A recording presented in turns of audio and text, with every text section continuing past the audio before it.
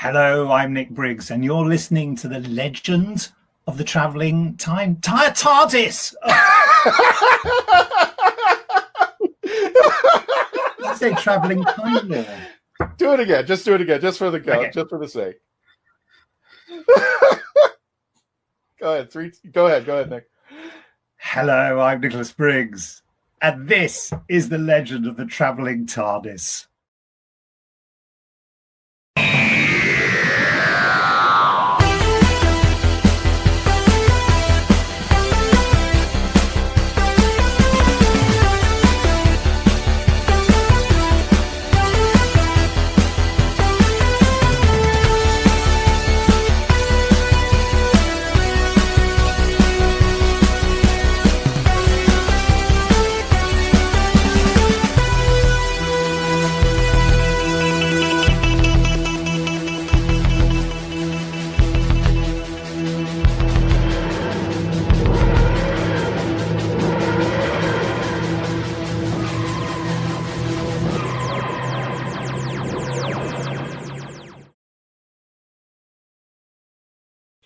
Hello, fellow Uvians. Welcome to another edition of the Legend of the Traveling TARDIS. My name is Christian Basil, and today we'll be celebrating Big Finish audios. Now, here's the thing on this story. Why is my... You know what? We had a meeting earlier. Let's see this. There we go. How's that? This is sad. Sorry about that. I was like, okay. Well, now that you can see my new room of everything that I've got in there. So, welcome to the Legend of the Traveling TARDIS. Again, my name is Christian Basil. For those of you just joining us, we are a professional podcast. Trust me on this. I'm going to leave that alone there. Today, we're going to be celebrating Big Finish. Now, here's the weird part about this, and I'm going to bring in one of my fellow co-hosts. This is the legendary Mr. Dave Chapman of Paparazzo of the Red.ca. Dave, what happened is I had on my calendar Big Finish Day was on the 8th, yesterday of last year. So I was stupid. I thought that they had the day redundantly going out through the entire year. Yeah. And I was wrong. They change it every year.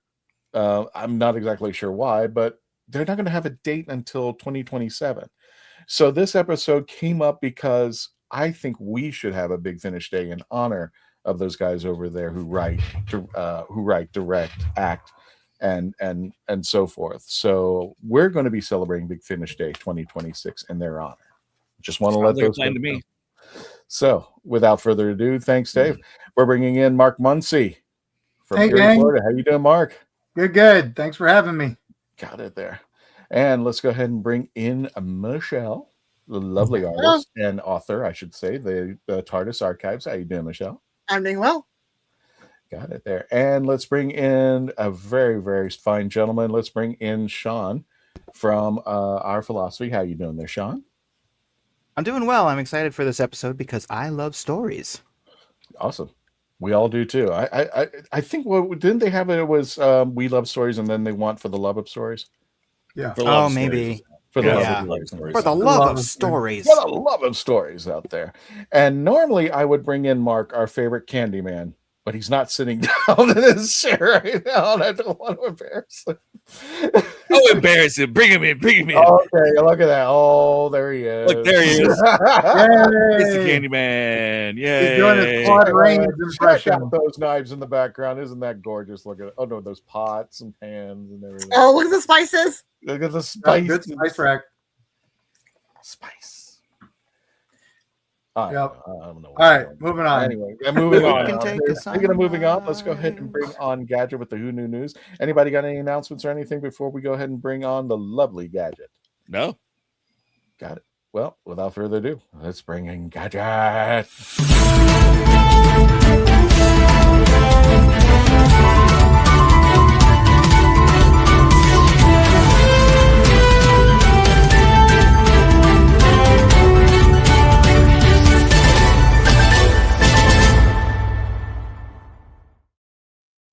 Hello, everyone. I spared no expense for that title, Gadget. I just want to I let you know I know. love it all the time and everything, and let's get going with this because we have a bunch of happy birthdays and a bunch of sadness at the time. So, do you want to go sad first, or do you want to go happy? Let's go sad, and then we'll work our way down. Okay. How's that sound? I'm gonna start because we don't have his picture or anything, but Patrick Godfrey. Some of you know him from Ever After with Drew Barrymore, but he also graced our screens in 2 Doctor Who episodes, Savages and the Mind of Evil. He was Tor and the Major Cosworth and everything. They were from 1966 and 1971. And he would have been sorry guys, tongue twister. He passed away on June 4th at the age of 93, and very lovely man. Everyone said he was a sweetheart on set and everything. So all of you out there, please check out all his Doctor Who episodes as well as Ever After. Ever After was a really cool movie and stuff. And then irony of ironies and stuff. Hellmouth is supposed to be having their reunion soon and everything in LA, California and stuff, but sad to say that we lost Giles. We lost Anthony Head. He passed away due to complications to pneumonia. His daughters were explaining everything to everybody. He was 72 years old. If everyone keeps in touch with television and movies and everything, he's been gracing our screens from all over the universe. And he's been in Merlin as Uther Pendragon. He has been in Buffy the Vampire Slayer, Little Britain. But he was noted for and forgotten about in Entertainment Tonight for his episode with school reunion with David and Elizabeth. I start crying when I hear Elizabeth's name. As the principal who was very buggy and everything. So our prayers go to him and stuff. And he also has a connection to what we're going to be dealing with today on our episode of our Big Finish day and everything. As irony would have it, his character of Graveworn, which is also my ex's nickname, but let's talk here nor there. But sad to say that Anthony also had just passed away after his partner had passed. So prayers to his daughters and and everything. But let's get on a happier note because we have our other doctor, Colin Baker, who turns a happy 83, who does not look it, is a big kid at heart and everything. And let's see what I would love to say what he's up to, but most of the time he's at conventions, signing autographs, having fun with people, taking hugs and everything. Loving sweets all the time. And let's see, the last thing he did was, not much. It was just a last convention, but he might be popping up on our screen soon. There was a rumor. I'm going to be checking that out. But then we also have Jason Isaacs, and you know him from Peter Pan as Captain Hook, as well as The Salt Path, The Patriot, and kind of a wizard of heart and everything. He turned 63 years old, and he basically may or may not have been Lucius Malfoy, depending on who you speak to, depending on the situation with Harry Potter right now. But he has turned a happy 63, and his latest adventures were with Star Trek. The Curse of Stepstone was older stuff, but his most recent is What If in 2024, and that was in the Marvel Cinematic Universe television series. Otherwise, there hasn't been really any information on him yet of anything new, but let's head over to James Callis, and he's noted for the whole franchise of Bridget Jones' Diaries. He's 55 years old, and his last, known one was Bridget Jones' Mad About the Boy, where he played, it looks like, let's see, he also played Dr. Gallius Ballard in the reimagined Battlestar Galactica. And that's interesting. Some stuff has been removed from his page. But yeah, Wikipedia just removed some stuff. Uh-oh. I guess AI is attacked, allegedly. His last thing was Bridget Jones' Mad About the Boy. He played Tom in 2025, and that was his movies. And his last recurring role is in Castlevania Nocturne from 2023 to present as Ocular. I can never pronounce this, and my friends in the voice world are going to kill me every time. But that's his latest roles. He's voicing the Castlevania series and everything. But what we came here for, Big Finish and everything, basically has now given an early bird special on 2027's Classic Who Doctor Adventures, as well as a sneak preview, they say, to read more about on River and Rory's return. And then also, was that Summer saying yes? Nope. No, that's my dog. I'm so sorry. I'm so sorry. Because I would have agreed. I was like, yep. And we also have Future Shocks with Tom Baker and Sadie Miller coming back, as well as the announcement for Big Finish Day in 2027, and many other adventures that are going on that we'll be talking about, especially one that I can finally understand on Big Finish, which was the blood on Santa's claws. But otherwise, that's all the news for today, unless anybody else has anything to add, conventions or anything. But our news is very short, because the one thing I did not want to talk about, I may have to, because a lot of people are upset. We know RTD said 1 to 2 weeks we might get news. What has been circling around has been allegedly proven to be a fake press release, supposedly. I would take that press release with a grain of salt and wait for the real one from BBC. I even put an email into BBC to see what's going on, news media, with it, because we are at the end of the 1 week. Maybe it'll come out next week. Who knows? Only the BBC. All right. Otherwise, that's it for Who Knew News. All right. And and everybody, I just wanted to shout out, every time I see when they're talking about a new doctor, I remember Jason Isaacs' name always popping up every now and then in a blue moon. What would you guys think about a Jason Isaacs doctor? I wanted to say earlier that I forgot to mention, or well, I didn't forget to mention, but I didn't want to interrupt Gadget. Jason Isaacs, also Admiral Zhao from Avatar: The Last Airbender, if you don't know that. Yep. He does a lot of voice work. Yeah. He has an American accent in that one where he's like, I am Zhao the Conqueror. So he sounds very different, but that's him. I would be happy. Sorry. Sorry. Time lag. I'd be in favor of him being a doctor too. I was thinking the Master, but Any master or doctor role. Wasn't he Captain Pike? Yes. No, not Pike. Not Pike. Not Pike. He was a captain, but he was Circus or something, or Scarus. If anybody wants to throw that into the chat, which captain was he? Yeah, he's from Star Trek Discovery. Yeah. And I just want to make people aware, since you mentioned that gadget, we actually have a poll. And I'm sorry, I didn't put it up on the. That's okay. In the connections there, with the upcoming announcement, do you think we know who the 16th Doctor will be? I'll let you guys guess. We'll just go around. What number do you think a percentage of our audience said, yes, we will know who the 16th Doctor is? Dave? 20. 20. Mark? Which Mark? I mean, I'm the Candyman. I'm going around. I'd say around 30%. 30%. Gadget, what do you think? 2%. 2%. Okay. Michelle? 40. 40. Sean? Well, I was going to say 20, but Dave is clairvoyant, so I'm still going to say 20. Okay. And Candyman, what kind of percentage do you think? I reckon it's going to be pretty high. I'll say 66%. 66. Dave, I think was the closest. It's 17% of our audience think that they will know who the 16th Doctor is, and 83% say we won't know who the 16th Doctor is.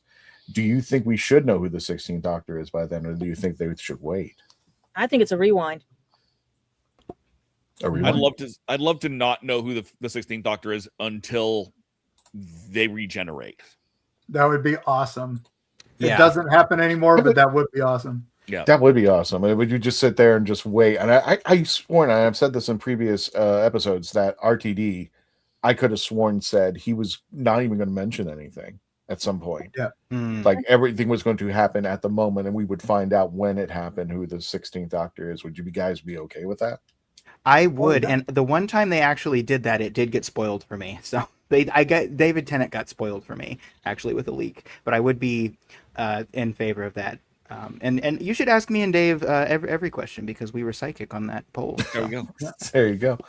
And I was speaking of leaks. I remember what was it? John Barrowman leaked something that he was in the episode on Twitter, and it was just like, wait a minute, it hasn't even gotten back to us yet. So this is it's interesting how leaks work these days. I think the problem is in the UK, when a new Doctor Who gets announced, it's normally about 3-4 weeks because we want to do all the promo for the new Doctor in the UK. So the Doctor will go on all the different talk shows in the UK to promote Doctor Who. So I don't think I can ever think of a Doctor regenerating without doing promo, probably since Tom Baker, really. Yeah, I think But they did it Tom with was the Tennant, though, last right? one. No, Tennant. I do think they hid when John Sims came back as the Master. They hid that really, really well. They did. But he was wearing such crazy makeup and all that, so they were able to do that. One quick thing about Colin Baker, you forgot he's still in Big Finish. He's got like 3 more episodes coming. 2 and that's what we were going to talk about when we come up with Big Finish. Yeah, I was saving the best for last this year. Yep. Yeah, so happy birthday, Colin Baker. I hope when I hit that age, I'm just as good looking as you are. And I want that shirt. I definitely want that shirt. We're both Geminis because tomorrow's my birthday. Oh, happy birthday. Happy birthday, Michelle. Happy 21 again, yeah? 21 again. Absolutely. I wish. Yeah. So, Gadget, any other news articles or no? I just like I said, unless you want to count that Chimnall's walking around doing his book signing soon and everything, that's all we got. Okay, let's go ahead and end the Who Knew News.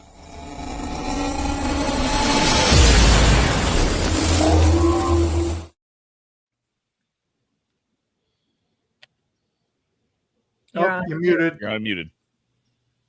No, my for whatever reason, my audio is like 1 second behind.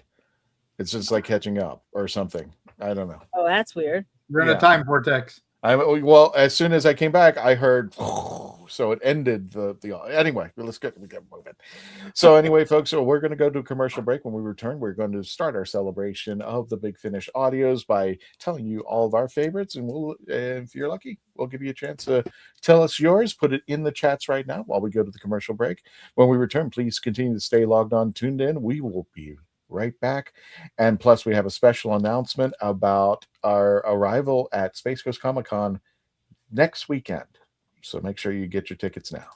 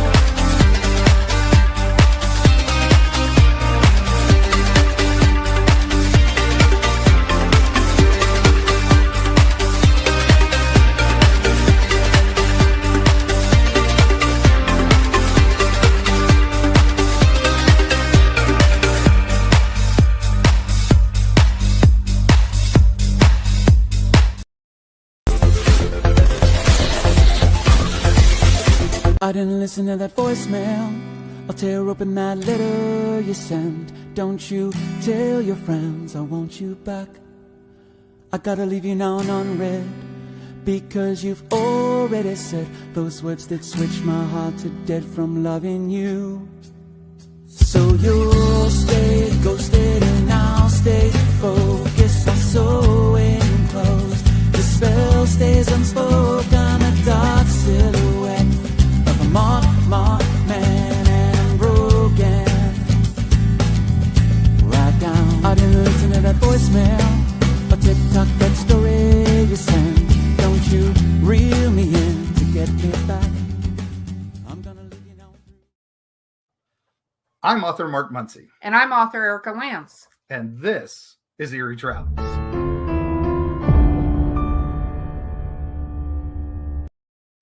Greetings, travelers. Join us as we travel through folklore, myths, monsters, legends, and dark history. Now, we'll be your guide to the spooky side of reality as we discuss cryptids, paranormal, and all things preternatural. Sometimes we find the truth is way scarier than fiction. We're on twice a week on your favorite podcast platforms, including iTunes, Spotify, Amazon, and YouTube.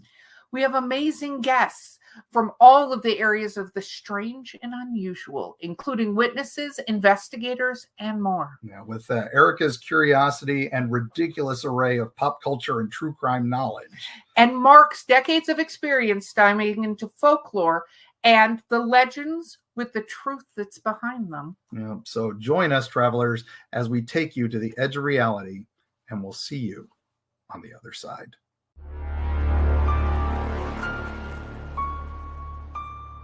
Are you tired of toxic fandoms? Do you wish we could go back to being happy? So do we. We created the Happiness Patrol to get away from all of the toxicity in fandoms, in life, and so we decided we wanted to do a show about something that makes us happy. And in our second season, that's movies that make us happy. So join myself, Cameron, Scott, Jessica, and Melanie on Happiness Patrol at youtube.com/@happinesspatrolshow. So what's your favorite Western? Is it this one or maybe one of these? Is it a revisionist Western, an anti-Western, or maybe it's an all-time classic? Whether your favorite Western is in black and white, vibrant Technicolor, a spaghetti Western, a neo-Western, a comedy, or maybe it's only really Western in spirit. Whatever it is, this is the podcast dedicated to determining the top 100 Westerns of all time. Every second Monday on YouTube, Spotify, and Apple Podcasts. It's Horses on Film. Hello, my name's Sylvester McCoy. Welcome to the Legend of the Traveling TARDIS. All right, Sylvester, thank you for bringing us back. Welcome to the Legend of the Traveling TARDIS. My name is Christian Basil. I am the showrunner and show host for today, and we are celebrating this year's 2026. And I feel bad that they're not doing it, but we're going to do it on their behalf, in their honor, celebrating Big Finish by going over our favorite Big Finish episodes. And if you're lucky, there we are. We will bring up into the chat. So tell us your favorite Big Finish audios. And if you're lucky, we will be posting those shortly. But without further ado, let me go ahead and bring in our panel. We got Dave, we got Mark, and other Mark, and we have Sean, and we have Michelle, and we have Gadget doing the Who Knew News. So without further ado, let's go ahead and start it counterclockwise. So Dave. Yay! Yay! We're going to start with you, my friend. What is your... And I've got two of them, but I just got a question. Out of the two, which one would you pick? Let's just say you had to showcase one of them. The second one I picked mostly to needle it at Melanie Dean, who unfortunately wasn't able to make it. But Stranded is my choice. Got it. It was Stranded series is great. Tell us a little bit about Stranded. What would people know, and why do you like it? It's almost a sitcom, or like a more serious sitcom. The Doctor isn't traveling. The Doctor has come to Earth. The TARDIS has shut down. It is an empty box. It is no longer bigger on the inside, and he has to live his daily life just the way we all do, with a whole building of cast of characters. Some of some of whom are more mysterious than others, but I won't spoil that for you. There's 3 series. We've actually reviewed Stranded 1 and 2 here on The Legend of the Traveling TARDIS. Mm-hmm. But we haven't done 3 yet, and I think we should. Possibly we're gonna get to it. It was just like, oh my god, and we were going on like week 8 of the Stranded series. I said there's still none of that out there, but definitely would go for the revisit. And one of my favorite things about Stranded is the return of the curator. Yes. Yeah. He is in there. And you can see him actually even on the cover. It's not even a big spoiler because he's there on the cover. Yeah, I know. Unlike his 50th anniversary where he just says, yeah, I'm in it. Yep. We're not going to hide that. So for somebody who might not be familiar with this particular episode, what did you like about it? What would you think would draw somebody into this episode? You mentioned it was like to me, it's kind of reminiscent of the John Pertwee years when his TARDIS was kind of stranded, pun intended. A little bit. Yeah. How would you introduce this to somebody who may not be fairly familiar with the audio? It's the Doctor it's a fish out of water. It's the Doctor out of his element. It is a much more grounded storyline. It's more street level, if you will. It's not as sci-fi. It's just a solid story. That's kind of my thoughts on that. Just out of curiosity, how would you rate that story 1 out of 10? 8. 8. Okay. It's not perfect, but it is really, really good. And I really enjoyed it. And I think there's 3 box sets that you mentioned, 3 right? box 1, sets. 2, and 3. Yeah. 3 box sets. So you can check it out, bigfinish.com. All these audios. And without further ado, let's bring in Mark Muncy from Erie. Sorry. Erie Travels. I know. It used to be Erie, Florida. Then I got bigger. Well, I almost said something else. Trust me, that's fine. That's fine. I'm just a weird guy who does Bigfoot and UFOs. So they used to call them conspiracy theories. Now they just call them spoilers. I have been a Big Finish fan since day one. I even listened to the Bernie Summerfield. It was from the Wilderness years. Mm-hmm. We loved Big Finish. Brought everybody back. Brought Paul McGann back and a lot of people. But I listened to the monthly range and I fell in love with the Kingmaker. It was 5th Doctor adventure. I think it was the first time they actually brought in the 4th Doctor as kind of a joke thing because they had Colshaw, our great impressionist, do an impression of Tom Baker. It was the first time they kind of brought him in as in just a little voice note. But this was a comedy mystery. I mean, I love that they said instead of hysterical, it was historical. And it's very timey-wimey, total farce. Nev Fountain, who wrote it, just is incredible. Oh, this is Nev. Okay. Yeah, it's Nev. And I think it's one of his early ones, I think. And it had Nicola Bryant, and it had as Perry again. It was so good. He basically is a writer of a children's book series called Doctor Who Discovers. So that's where they find out that's where he got the name Doctor Who. And he's being chased by his publisher to finish his series. And they sent an armed robot after him. And that just hit close to home. Because if you're late for a deadline, you're a writer. An armed robot is the least they should send after you. But they try to figure out Richard III and who killed his nephews and if he really was a bad guy. And the other fun thing is the guy who played Richard III, Stephen Beckett, is primarily doing a voice that is very similar to Christopher Eccleston, who had just been the Doctor that year. Because this was 2006, I think. So right after the 2005 premiere. And everybody thought it was a joke that it was Eccleston actually doing it. But no, it's just another guy who sounds an awful lot like him. So very fun story. Lots of big twists and turns. I'm a big sucker for history, so can't go wrong with that. And a secret other evil Time Lord that everybody is convinced is the master, but I'm not going to spoil any more twists. So tune in. It's amazing. Gotcha. How would you rate this 1 out of 10? 9, 100%. I would give others a higher score. A couple of the War Masters are incredible with the great Derek Jacobi, Sir Derek Jacobi. But this is the one I listen to more often than not. I guess it just hits a little close to home, but it's also just a lot of fun. It's one of, if you read the reviews, it's one of everybody's favorites. So gotcha. That's awesome, dude. So we got the Kingmaker, we got the Stranded series, and let's go for Michelle. Michelle, what did you pick? I went for the Sirens of Time. It's not necessarily the best, but it's my first introduction to Big Finish. I got into it when I came back into the fandom a couple of years ago. When I first became a Doctor Who fan and I was reading the magazines, the idea of Big Finish confused me. But when I started getting into the classic era and finding there's more stories, so my first introduction to Big Finish is the Sirens of Time. So for nostalgia, I named that as my favorite.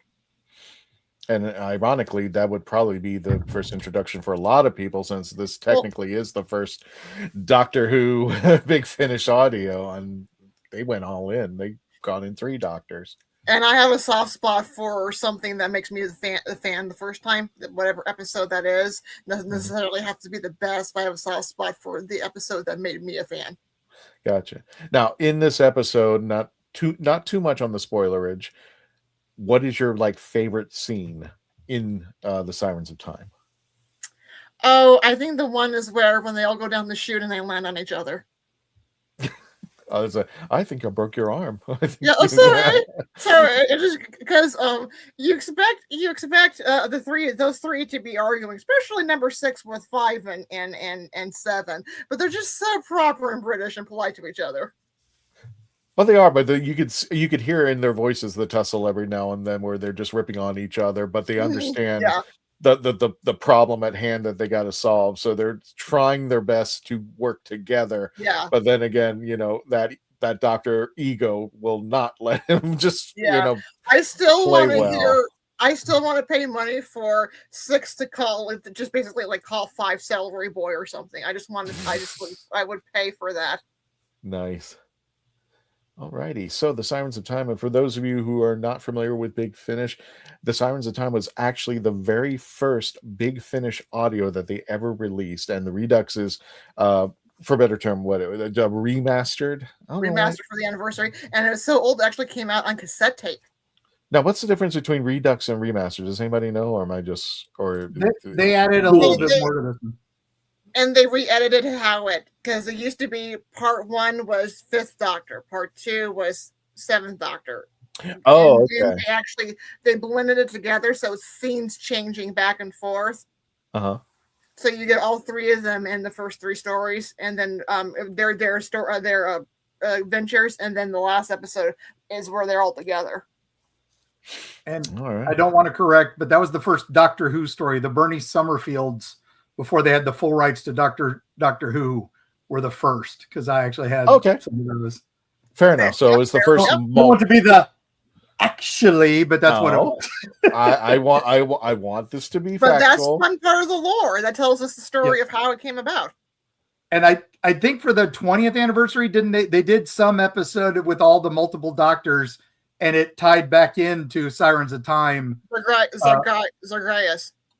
No, it was after that one. I can't remember the next one. It was the 20th anniversary of Big Finish. Oh, okay. And they did that, and it was I can't remember the name of it, but everybody piloting the ship at the end, and even they had Troughton and Culshaw doing everybody, and then they even brought in Tennant and some of the others. It was a lot of fun. Good God. Can you imagine how many? I think it's supposed to be 6 people minimum are supposed to be piloting a TARDIS. Could you imagine all of them? Yeah, this was 10 plus. Excuse me, pardon me, sorry. Reaching here. They would be climbing over each other. Yeah, they had the first 3 were on another TARDIS watching them and talking about how much fun it was that they were idiots. Oh, good grief! This now I gotta listen to the Sirens of Time again, and now I gotta. I can't remember the name of that one. It's killing me. I'm gonna have to find it. That wasn't the light at the end, was it? I think it was. Yes, light at the end. The light at the end. Okay, That's it. yeah, I want to definitely hear that one. I want to hear Zagreus, the one that Michelle mentioned. I heard the episode after that. Zagreus is a mind bender. It's Right, weird. Zagreus. No, it's the one that God, was it? Who wrote Dalek? Please, Rob Sherman. Rob Sherman, one of my favorite writers, who wrote the Dalek episode. He was tasked to write the episode after that, Scherzo. And I won't go too in the details, but he was instructed to write, you are creating a universe where the Eighth Doctor and Charlie enter that has no principle whatsoever. There's no law of physics. There's no gravity. There's no time. There's nothing. And he had to scratch his head about it and think about it. It's like, I'm creating my own universe. Bad idea. Anyway, Sean, how you doing, my friend? Let's go ahead and what was your pick? My pick was called Davros. Is it the I Davros or just Davros? It's just Davros. Dave, can you do me a favor? Can you pull up the Davros one? Did I not send you? Oh, wait. No, I didn't get it. But here we go. There it is. Okay. Yes. Sorry about It is that. called Thank you, my Davros. friend. Thank you, Mark. Sorry about that, Christian. No, you're fine. So tell us. Tell us about Davros and what you loved about it. Sorry, I for whatever reason I didn't have that picture, and I think I should ask because you said Davros. I'm like, is it I Davros? Which Davros? So Davros is. I love it because it's. I mean, long story short, it's a pretty classic Doctor Who story. They resurrect Davros. He has a plan. The Doctor agrees to help him. He's up to no good. But I really like it because it's just really freaking immersive. A lot of Big Finish audio struggles with making the audio actually sound like the things that are happening are actually happening, like making walking sound like walking. A lot of this one is actually just monologues by the actor who plays Davros, and the performances are great. It's got the right amount of cheese. It is a Colin Baker story, and I love this. I think the Sixth Doctor has the best Big Finish stories, honestly. Thank you. It's just one that, I mean, you can just put it on and it's like you don't really want to.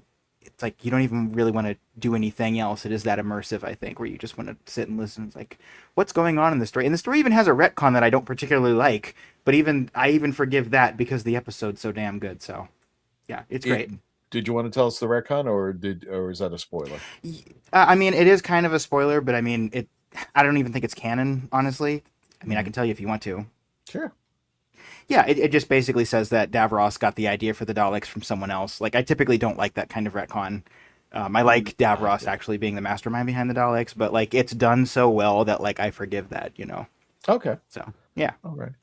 And what made this story stand out amongst the others? I mean, what? It's just kind of a practical thing. Like, I honestly think, like, the close second for me was Jubilee, but like it's just this one is the one that I can put on. Like I never really get tired of it, and it's one of the best Sixth Doctor and villain interactions that you're ever going to hear, and that I'm including the actual series in that too. I mean, I just think the dynamic is done so well. The performances are just solid. It's at least a 9 out of 10 easily. Gotcha. All right. Well, recommendation for Davros.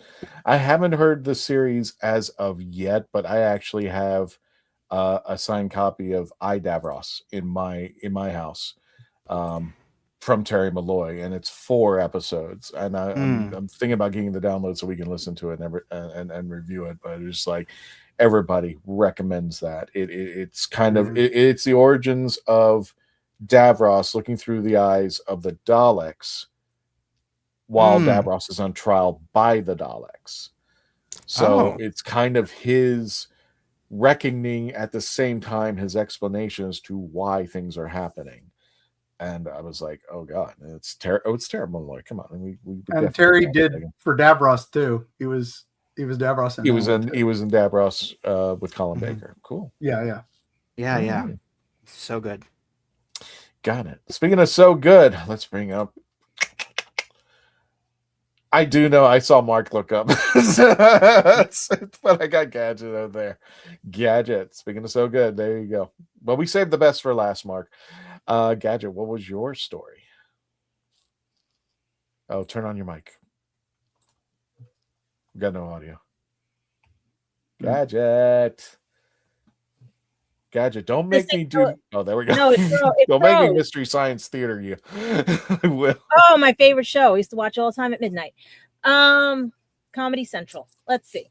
Yes. So Blood on Santa's Claw was my favorite, like not favorite, but it was the easiest for me to understand with Big Finish because for some odd reason, I have to have written word when I listen to an audio drama, but because these are audio dramas to begin with, I had to put my closed captioning on with this. And this was the only one out of the Big Finishes that we've been reviewing that actually had a more accurate closed caption, which made it enjoyable for me because I could understand what they were saying and stuff.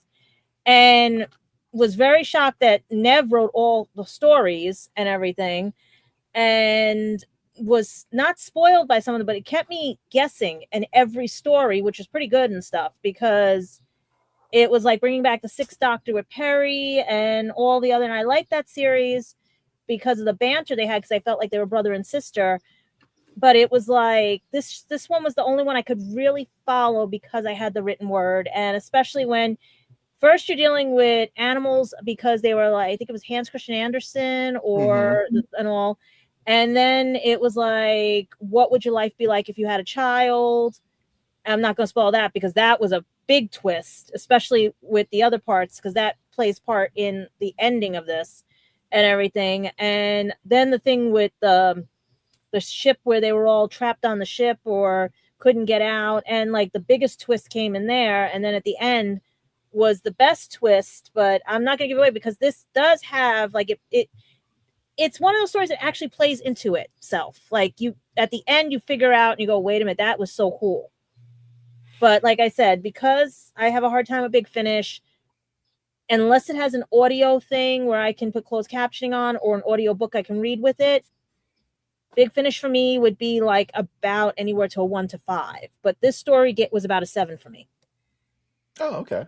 Yeah. And I liked it because it gave Perry an alternate universe backstory, if that makes sense. It kind of gave her a new dimension in something that we never understood about Perry. And it also, I think it kind of gave a new dimension between the Doctor and Perry because of the scenario. Won't go into it too much, but no, it's something you have to, because if you don't watch all 4 or listen to all 4 of them, you're not going to get it. Like if they're out of order, like I got one out of order and I had to put it back in order. Gotcha. Now you rated this a 7 because I could read the closed captioning. Otherwise, any of the other ones are 1 to 5s for me. Okay. Yeah. Okay. I got you. Fair enough out there. So get a chance, and especially around the blood on Santa's Claw. That is a very, very good episode. It was written by one of our other guests, Neb Fountain. If you're not familiar with him, he is a writer for Big Finish. He also is the partner to Nicola Bryant. So without further ado, let's go ahead and continue on our journey to Candyland. Mark, how you doing? I love your pottery. love what the kitchen's going on in the background. You guys don't know how lucky you are to have big kitchens. I've literally got the kitchen and the living room combined into one. Anyway, get back to this. All I'm saying is move to the States, dude, and you'll have all the ranch coming out of your ears that you want. Well, I was going to choose Davros, but someone already chose it for me, so I've quickly gone back to. But my copy is signed by both Telly Moy and Colin Baker. But the flex. But I'm going to go with. You can guess it, can't you? Unit Stewards. So you got time here. Yeah, so it's actually it's a 5-pack story, but it comes with 4. You've got a pre-one which is called The Coop. But one of the interesting is if you look back at the second CD, recognize that? Yes, a very young David Tennant. Yeah, I know. Wasn't it like his first Doctor Who? Yeah, second. I think the first one was. It was another Big Finish. No, Scream Scholar was his first one, but I like it. It's basically it's set between like units getting disbanded by British, and we're trying to bring in a new organization called the ICIS. It's basically Winifred Bambera's gone MIA, and they have to bring in the brigadier. So it's quite nice how it goes through the storyline. It's like it's a continuation throughout the 4 discs, but there are separate stories within them, like the typical big finish. I think I do like my unit. I don't know why. No one knows I like unit. But it's just like literally. I'm sorry, you said I like my unit. I just couldn't get past. Sorry, go on. No, that's Kid fine. show, right? A kid show, right? Go ahead. But I think no, it's a good story. It's good. Like I do like unit big finishes. But give you a bit more of a backstory, a bit more of a feel to what's going on within the dynamics of unit or the new unit with what was the Gemma Redgrave's ones she did recently? Well, recently, 5 years ago. Again, but the problem I find with it, unlike Davros, which is just one CD, with the unit stuff, it always comes into packs, and you never get them individually, which is a bit annoying. But on the whole, if you like unit, you want to get more story about it, and it's basically this is set after the Cube. There's unit Cube, which is a precursor to the story, which is quite interesting as well. But I won't spoil it. You have to listen to it. Now, brother, I've known you so long and so well. But I never asked this question. What is your fascination with unit? Why does unit stick out to you as amongst the other things in the Doctor WHOniverse? What brings you to that? Okay. Do you want to hear the real truth? Yes. It's cheap to cosplay. It's easier for my size, and it's military. And growing up around military air bases and army bases, living in Essex, it's just something. It just gels with me. It's just something like I'm used to. A lot of my friends are serve in the forces. A lot of the things on it. It's just like I just love. What would you do? Especially in the last unit one where we got the British Army versus unit in that conflict. It's like we're always in conflict. They're just like the Doctor goes in and says like you can't blow up anything, and like, but what happens if you're not here, Doctor? We're gonna blow things up. And yep, I love them because they're the Han Solos of the universe. You got the Jedi and everybody being nice and everything, and sometimes that just doesn't work, and you got to put a bazooka on it at a Cyberman. So I think that's why unit sticks out for me is because it's the human response. It's not always in the right, fairly in the wrong.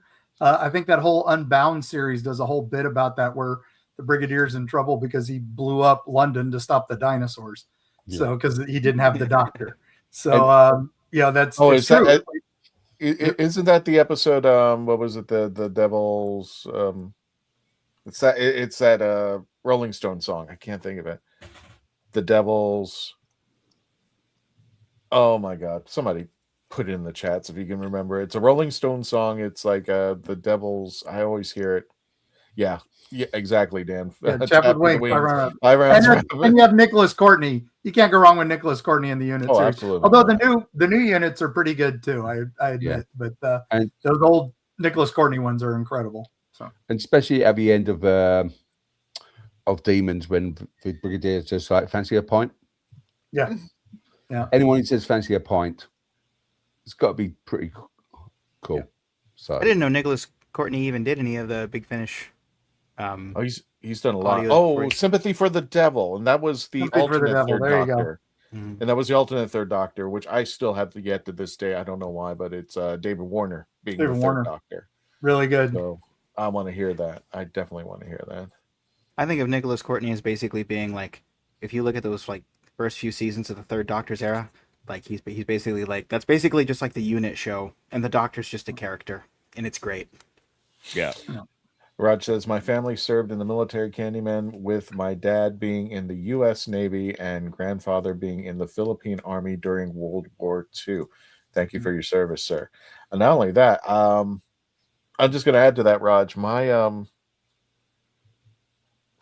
If you ever see my Facebook page and my first name, I am named after my grandfather, who was a World War II hero in World War II. And from what my mother remembers is the story, he actually got to serve on the yacht of FDR's yacht, which I had no idea that was a thing. But remember, this is a time when my race was not, up there, wasn't completely respected. But it was interesting that my grandfather got the respect he did from FDR to serve on his yacht. I mean, it was like, well, that was the thing at the time. So whatever. The USS Potomac? I don't remember the name. I just remember that my mother told me that he served on the yacht, and and he was an actual servant when he served on FDR's yacht. That he was given a special typewriter from FDR, and it got lost in a fire. Hmm. Yeah, some things. you lost the lottery. Great. Thanks, Grandpa. So. But I love hearing that story from him. I think it was. I tried to Google it one time because my mother doesn't remember the information. She just remembers that he served on there. So thank you for his service in the Philippine Army. We got everybody, right? apart from you, Christian. What's that? Apart from you. Oh, we can skip me. I'm just like saying. Raj, did you see that I sent a star gift at Grant G7457? I did not, but you know what? Thank you. For whatever reason, it's not popping up on here. But I want to thank you. If you want to support us, you can send us a super chat.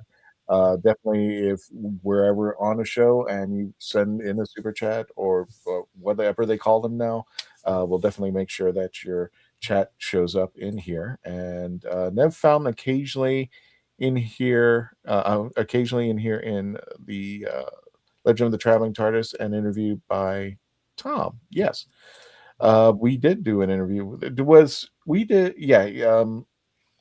Nev was on Tom's show, and then was he here on twice? I think it was. At least one. We interviewed him once. Yeah. We reviewed him while one of his stories. I think it was actually the Santa Claus. Yeah, it was the Yeah, Santa thing. Santa Claus. And Christian, you actually didn't. I did not know. Well, you probably did, but I did not know he was going to be until we started. Oh, that's right. Yeah, it's just like we're reviewing one of his stories. I was reviewing the story, and I'm like, oh, the guy who wrote the story is going to be in the studio with us. Yeah. Oh, I love doing that because we did that to Sophie Aldred when she wrote At Childhood's End. And I asked Sophie, I said, I bet you've never had a review where you were sitting on the panel. And she goes, nope. And I brought her on, and we actually reviewed At Childhood's End, which you've got to, especially if you love audios. I swear, had Jodie Whittaker not taken part in Big Finish, Sophie Aldred's got her down audio-wise. If you She ever sounds heard just that like audio, her. oh, it's spitting. There's no difference. There's practically no difference there. So without further ado, let me go ahead and do my story. And for anybody who's followed me, you probably know the story. It hasn't changed since day one, but my story is the Holy Terror. It's not only the first introduction to Big Finish audio, it's one of my favorites, and to this day I still haven't, it's never been knocked out of my first place. Of course, Frobisher, come on, Michelle, Frobisher. Frobisher is in this story. You gotta talking jazz age era Penguin. What could go wrong? Exactly. And it's one of those stories that I love. This is a Rob Sherman story, and it what I love about this is you better have some Kleenex somewhere lying about, because I love the way it starts out. I don't want to spoil it because this is something I highly recommend some folks listening to, especially all the Colin Baker fans. Of course, Frobisher, the shape-shifting talking penguin, and also with the audio, you got to stick until the end. There's something at the very end. There's a little Easter egg at the very end of the audio, and you have to stick around and listen for it. It's very short, but it's very cool. I just love the way that it starts off Monty Python. It has this completely bizarre way of things. I don't even want to tell you. I think that's one of the best features of it, is that it kind of has this little Monty Python moment, and I'm dead serious when I say that. I'm not exaggerating. And as the story progresses, you start learning what's going on, and at the very end, it is heart-wrenching. I mean, you're crying because you're laughing the whole way through and can't believe what's going on. And then at the very moment that when things start to transition over, you're crying because you are sad for certain characters, certain developments. And at the very end, it is just heart-wrenching. I think it actually took, in my opinion, Dave, it took an issue that is not, I don't want to say not safe to discuss. Can you think of the word that I'm thinking or phrase? No. It took a very powerful issue, and I think it addressed it well. Yeah. Unless anybody has any contradiction to that. And I think it did it the way that it only could. It was very well done. I see what you're trying to say, and I don't think I could word it much better either without giving things away. So. Exactly. I don't want to give things away, and I don't want to, it's YouTube. I do love that Frobisher showed up in one of the comics, even one of the Doctor Who comics, and he does a Deadpool bit where he leans towards the audience and breaks the fourth wall and says, "I'm just glad I'm here because I think I'm not canon." Nice. I want him in the, now that we got CGI and all this nonsense. Yes, we need to have he needs to Film Lore-esque talking penguin. Come on, people. But we could do a classic Who style, and it's just a person in a rubber suit. That's great. Yeah. Frobisher is the 16th Doctor. Exactly. I'm there we go. Frobisher's at conventions. Come on. I'm just like, when I saw Absent Doc at our convention at Mega. Yes. Like, wow.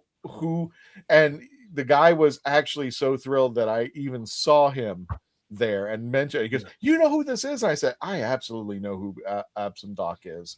It's my favorite comics. But again, if you don't have the Doctor, you send a guy with a gun and a sword to take out Daleks. Come on. Exactly. So, but yeah,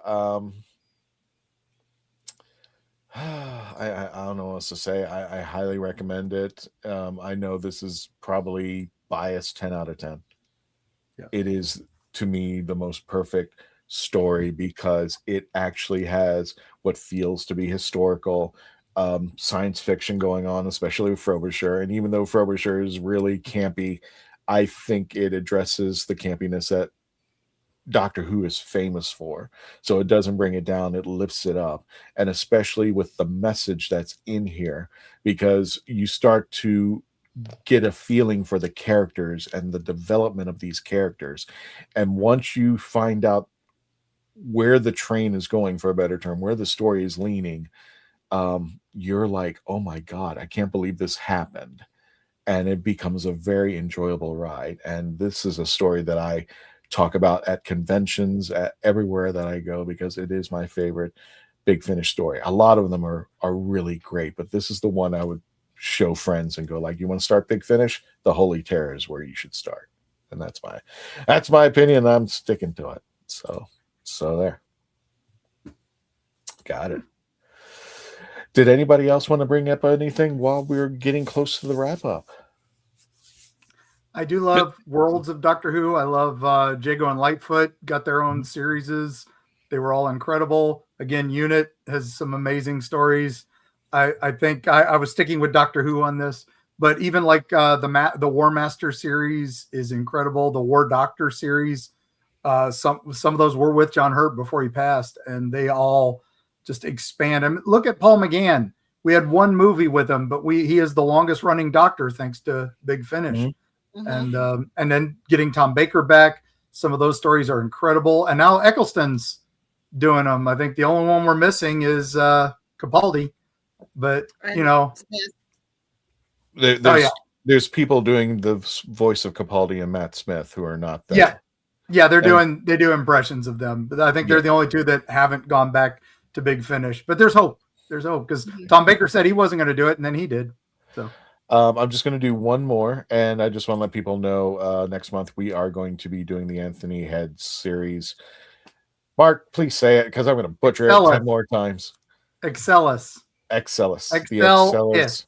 Yeah. Excellus Rising, Excellus Decays, and the middle one.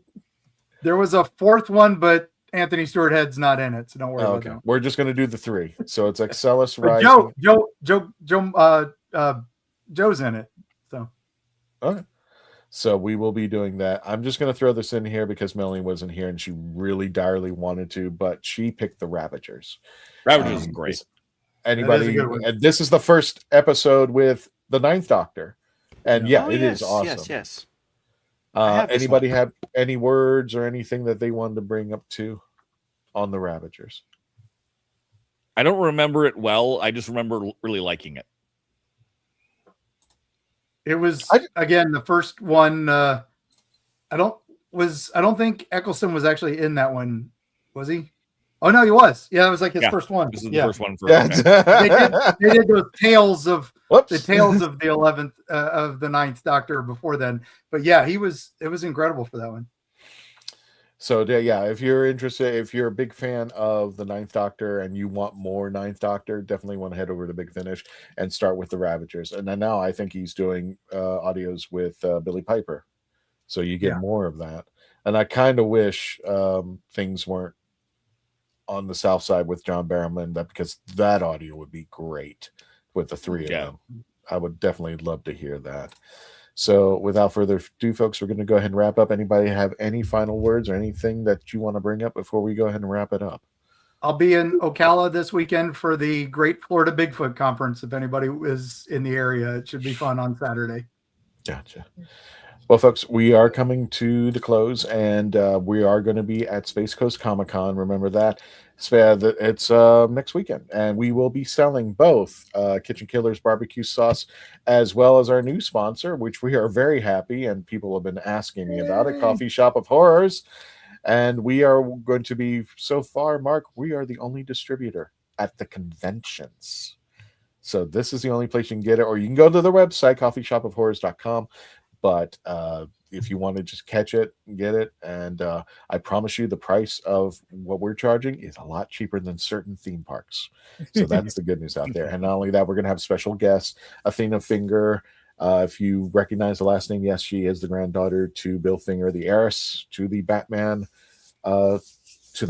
saga.